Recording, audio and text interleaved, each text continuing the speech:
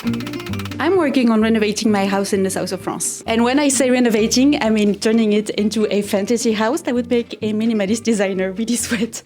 Resale value? Let's not talk about that. I had started first in the living room and it was full of the stuff from the previous owner. The whole house was, which is kind of nice when you are a crafter. I finally got to remove a lot of the furniture here, keeping only stuff that I really like and stuff that I can't get rid of yet. I love the bright green and the dark furniture. There are a few things that really grind my gears. This projector thing here, it's really ugly. I've tried to hide the cables with the fake leaves, but I will deal with that another day. I cannot tackle everything at once on my own. I mean, I've never had a contractor here in this economy. So there's the projector and the wiring. I need to learn how to make molding at some point. These boring radiators, this ugly fireplace. You don't know how much I hate it and I have to see it every day. I will deal with you too in the future. And now that I have this very fancy lamp that I made myself with an old Barbie, check the video. I realize there is something wrong. There is something that is probably also lurking in your house. I'm pretty sure if you look around, you can see one right now. This. Là. Light switches, electrical plugs. Are you not ashamed of ruining the aesthetic of everyone? Just what I thought, nothing to say. You need them, but you hate them. Ideally, you will make them the least visible possible. Or you can try to make them pretty, and that's what I'm gonna do today. Well, I'm gonna try. Welcome back to the sewing room. It's all cleaned up from the previous project. Thank you for the compliment on my last video about my space. It is like my happiest place on earth and I love it. I plan to redo it at some point. I think I'm gonna go with some sort of like tailor shop from the 1900s or something. It would be kind of cool at some point to have an actual light source here instead of this big thing. Maybe another one here. Coucou! I could use those light strips here to make some kind of fake window, I don't know. I even added some plants. Là. That way it feels a bit more cozy. They are fake. So today's project, light switches. And for that I think I need some junk supplies and little bits and bobs. And you know what that means? Choose a garage!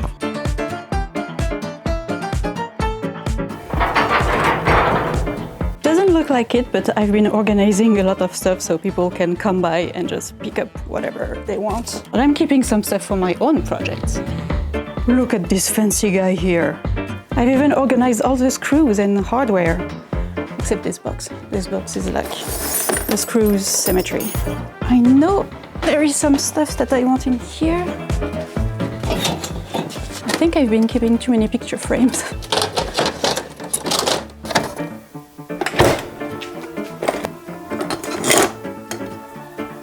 Here's the loot. I think it would be easy to do something with those picture frames. I also have this thing, which I don't know, we'll see. These are old lamp parts. Maybe I can do something. Also this stack of, I think it's brass. You can see it's pretty old because the price is also in francs. I also found these handles. I think they look kind of cool. Maybe I can replace the ugly ones in my office. And these are all the different types of light switches in my house. So we have those more square ones, and these are the older versions. So I should be able to like decorate the plates themselves without having to change the light switches.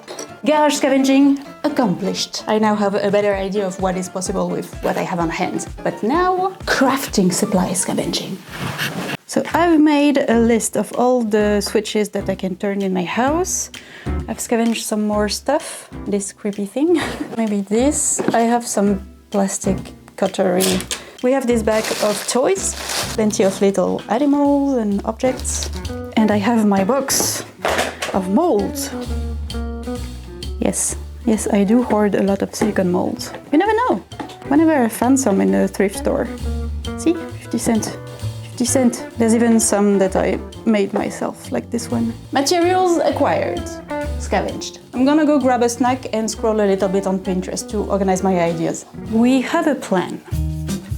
The simplest idea would be to paint around the switch, maybe paint the switch itself. Then harder will be to add some paper on the switch. Next, I can try to sculpt a simple shape integrated with the switch itself. Also kind of simple would be to add a frame around the switch, maybe decorate it a little bit. And then I can try to sculpt something that will look kind of fancy, hopefully after the paint, using my different molds. All nice and ready. And I can use what I have left of my air drying clay. But this plastic is very smooth, so we need to do a bit of sanding first.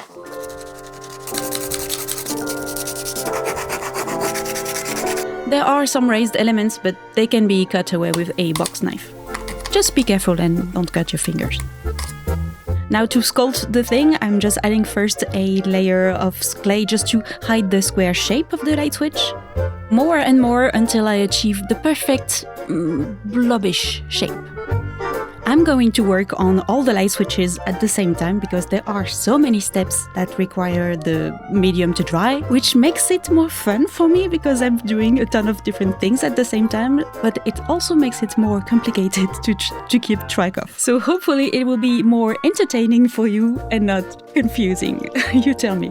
This clay is not bad, but it takes a long time to dry. So what I'm gonna do is that I'm gonna make a few just pieces of clay with this mold, and I can use them when they are like half dried, so they are still a bit flexible, and I can sculpt them without damaging too much the thing when I manipulate them. Also, I'm really excited to finally use some of these molds because I've had them for years. They're usually made for cake decorating, I think, but you can use them for basically anything. Splash! Pompidou. It does make a lot of squeaky noise. I don't like that, but...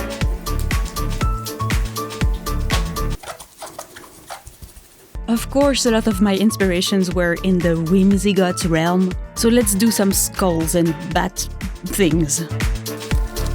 And I tried really carefully to remove the clay from the mold while it wasn't completely dried, which in hindsight wasn't really necessary. I should have just left them to dry a bit longer.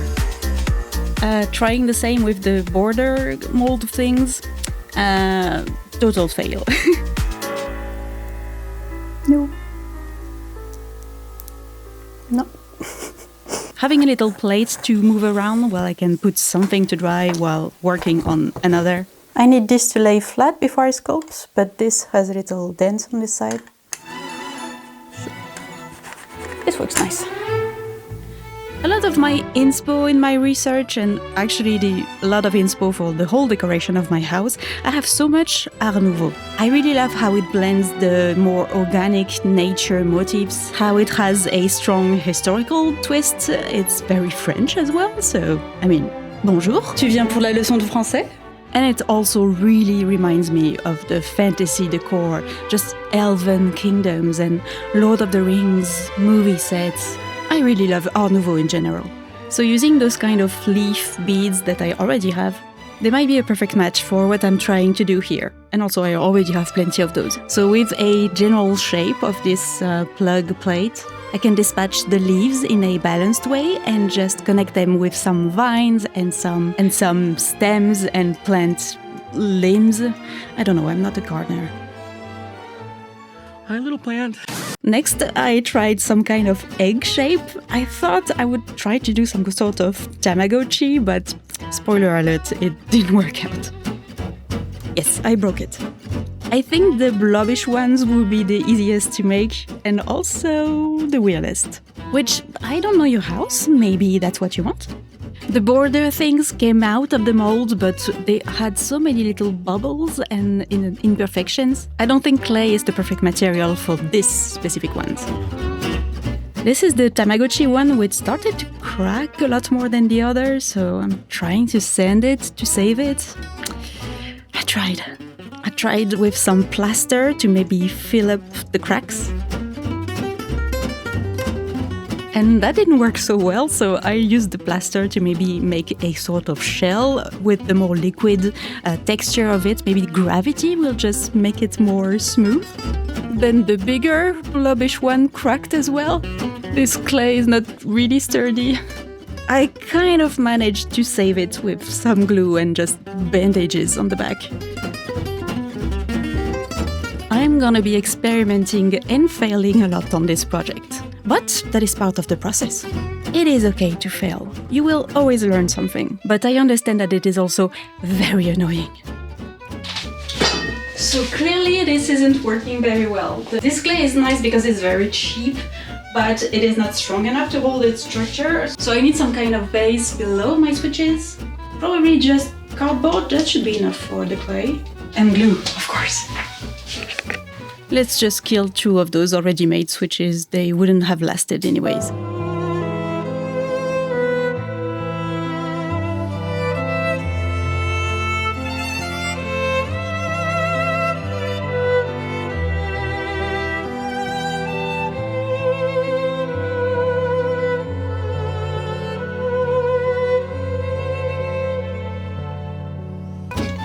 It is okay to fail. You just have to take a break sometime, grab a snack, something. What do we say on this channel? You don't have to be good at your craft to just enjoy it. But I agree, it can be annoying. But something interesting on this project is that it could be renter-friendly. Depending on the kind of light switches in your house, you can maybe go and find replacement plates that are compatible with your types of switches. Qu'est-ce qu'il y a? Un commentaire? You just need to set aside the originals carefully, just make sure you don't lose them, and you can just go crazy on the ones that you bought. You can switch them out, just usually clip in place. Technically, you could even just change the whole light switch, but I don't know, I don't want you to get in trouble or lose your deposit. But again, electrical equipment, huh? You be careful, you don't hurt yourself, you don't put the screwdriver in the plug. Ooh, this light looks kind of cool. Wow. On met pas ses doigts dans la prise, d'accord?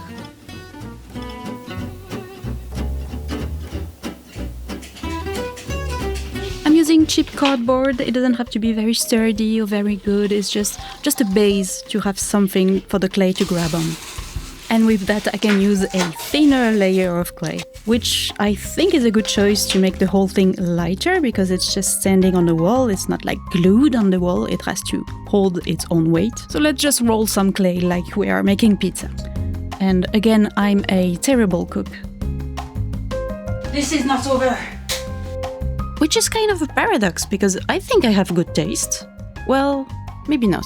Maybe I have interesting taste. Just using little more pieces of clay to fill the gaps between the two. Hopefully the limit between the two will be kind of invisible. The limit does not exist. And same with the other 2 light switches. The clay is actually easier to flatten by hand between 2 pieces of plastic. The cardboard is also kind of a template to cut the clay. And the last one, I did it even more flat with a bit of the cardboard visible to make it look like a sort of dab of paint. But it actually looks a lot more like an ear, and I didn't realize it before the end of the project. For the ones that I want a little bit more Art Nouveau, I'm basing the design on the first that I sculpted. It's just so like the base plate doesn't look like a square.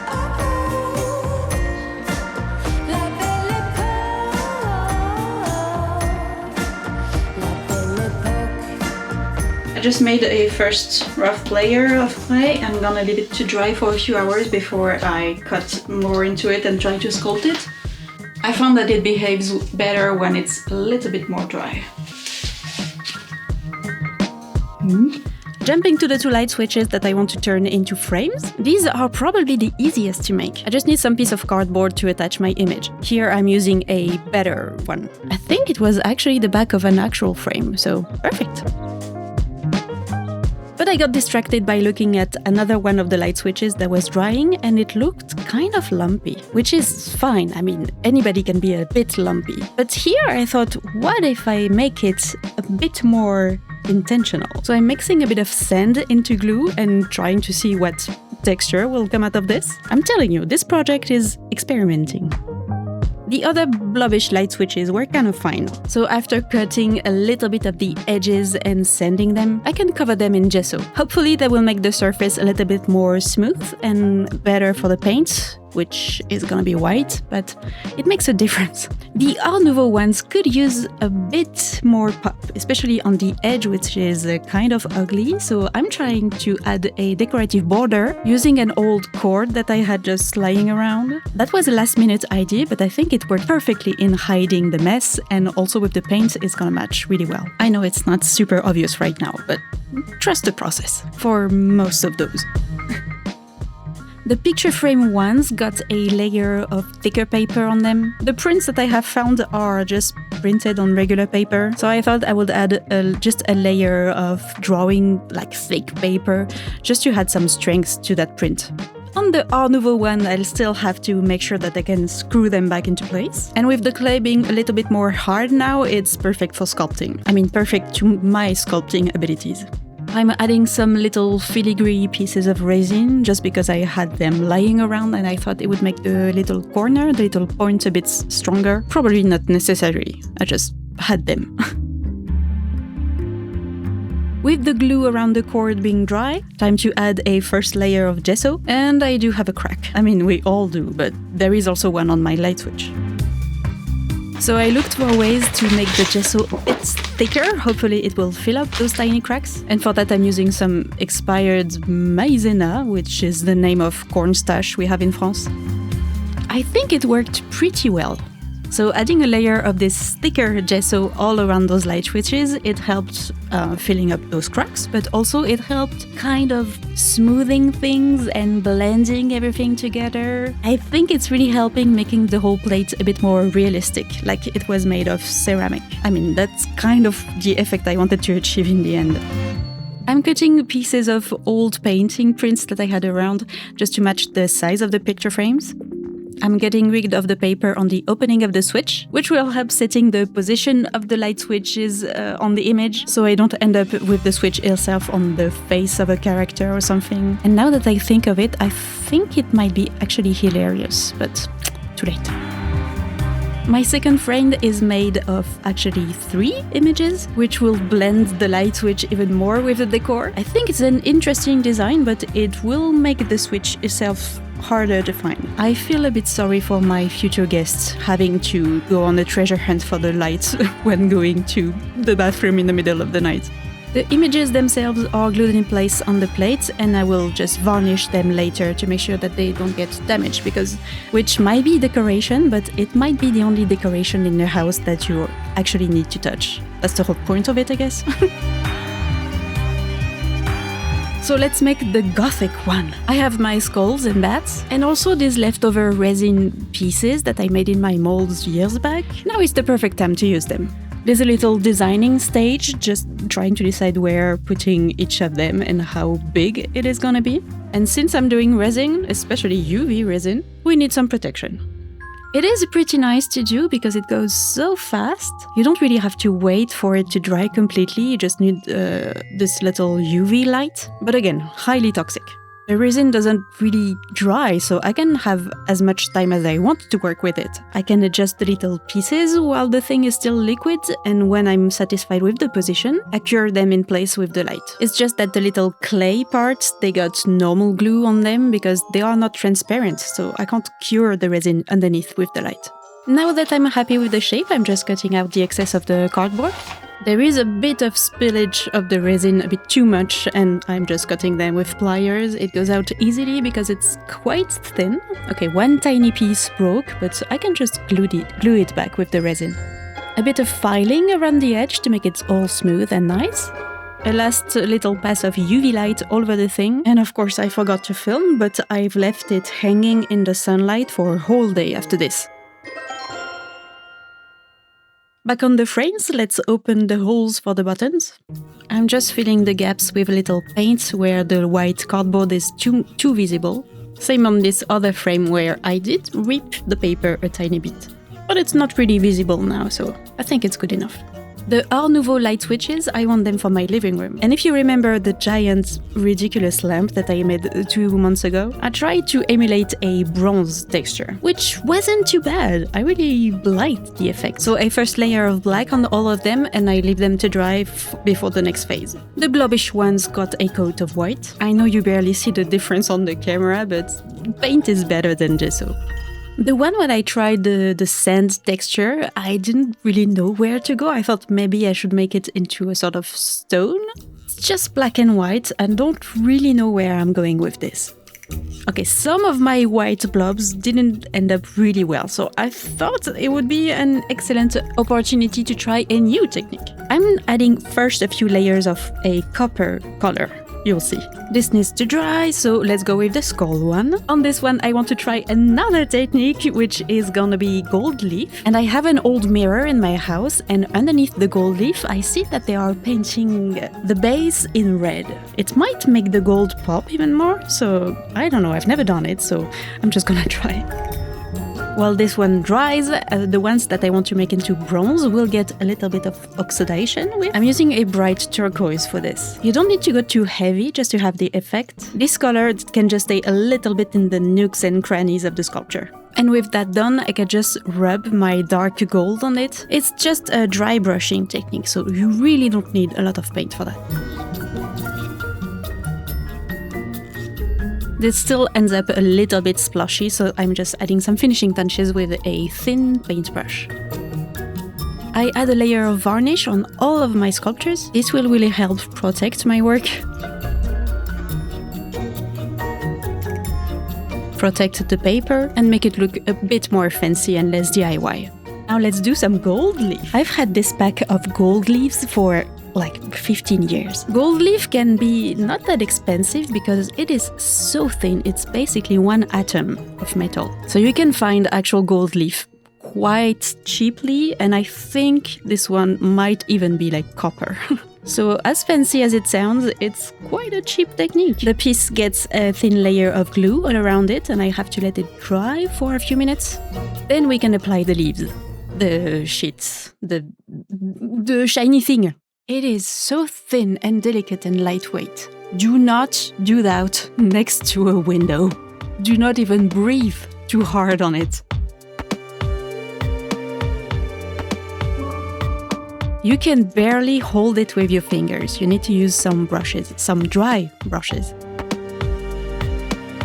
And once it's all covered, I just tap it lightly with my paintbrush, just giving it a sort of little massage. The leaf will break in all the high and lows, and the little specks of the leaf, they will get stuck onto those cracks. It is so thin that the layers will just almost fuse together. You don't see the limit between one piece and the other. It is actually really pleasant. I think I'm gonna do that a lot now. It's not really perfect because, well, I'm also kind of new to this, but I don't hate the fact that the red shows up a tiny bit. I don't know, it makes me feel like the antique one that I have. Okay, so now the last technique that I wanted to try is the crackling medium. I've had this bottle forever. Somebody gave it to me, I think 20 years ago, and I've never used it. Okay, so the instructions are kind of messed up, but from what I could decipher, you add a layer and you let it dry for an hour. And when you come back with it with actual paint on top of that, you can see it cracks. I mean, yes, that's in the name, I'm not super surprised, but it's so nice to see it in front of your eyes. Especially here with the footage being sped up. That is absolutely fascinating to me. This is such an interesting technique, it's giving me so many ideas. I'm trying to remove a little bit more paint to make the cracks bigger. And as much as I think this technique is fascinating, does it actually look good? Okay, so I think the crackling effect is interesting, but I don't know. It's ugly, you know? I thought it would be an interesting transition between the fully white and maybe a bit more cracked, but I don't know. I don't know if I can save them, but I'm gonna try. Point où on en est, I'm mixing some copper with the varnish that I have left. It is very shiny, probably a bit toxic. And I'm just pouring this potion on my work. In my mind, it's like molted lava, but it's metal, and that's why you have like the cracked white, which is gonna be the wall, and the copper got melted. I don't know. I'm just having fun with the mediums that I have lying around and hoping for the best. And I did add a bit of water to this, so now it's too liquid. So what if I just blow on it? And now it's running on the table and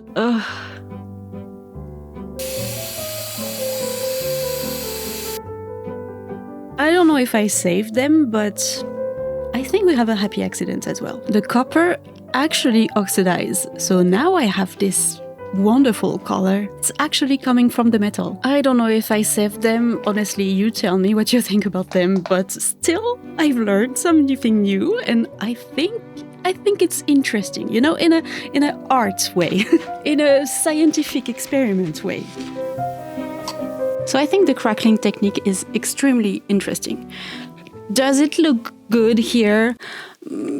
Maybe that's not the point. Art is also about creativity and experiments. You learn about the technique, you might also learn about your taste. I think there is a way to look at this as an art piece in a museum, you know? It's interesting. And there is another way to look at it where it's just a test piece that got out of hand and should stay away from your walls.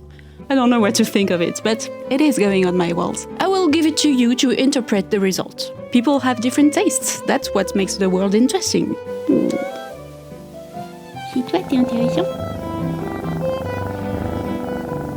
Come on, let's go install all of them for the reveal.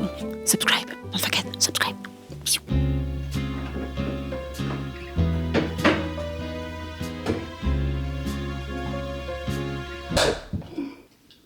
Oh no!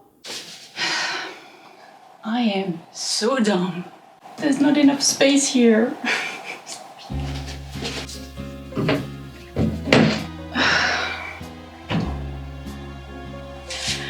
So stupid.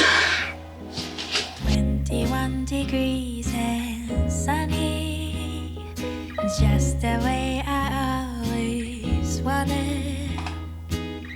더바랄 것도 없어. 지금 이대로면 좋아. 따스한 햇볕이 가득 담은 Sand River. The bluebird